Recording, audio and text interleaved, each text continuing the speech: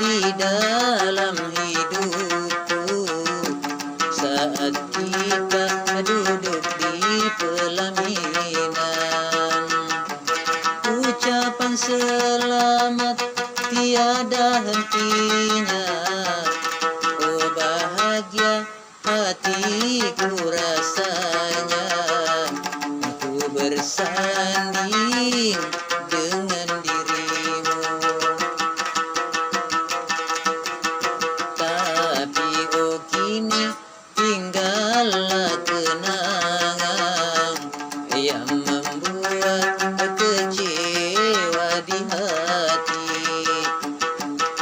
Engkau pergi tiada berita, oh betapa teganya hatimu, kau sakiti hatiku ini.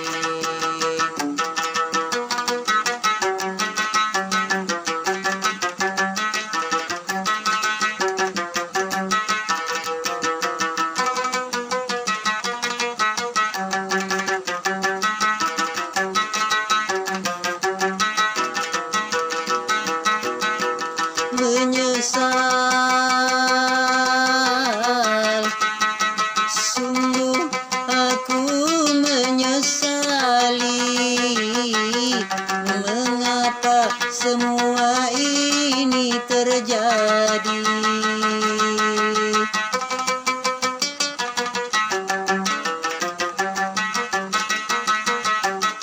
Karena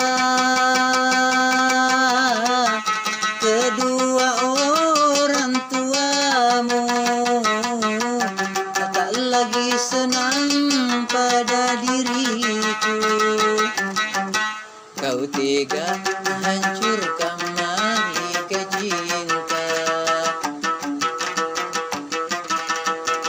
Sungguh cintamu bagai dalam lumpur yang membuat kecewa di hati. Engkau pergi tiada berita, oh betapa teganya hatimu, kau sakiti hatiku ini.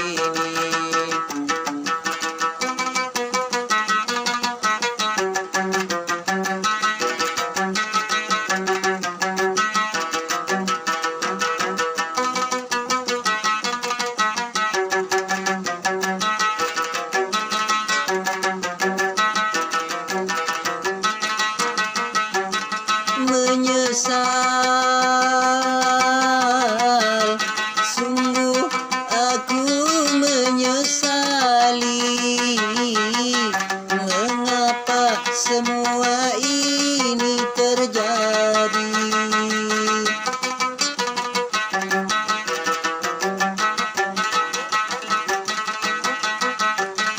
Karena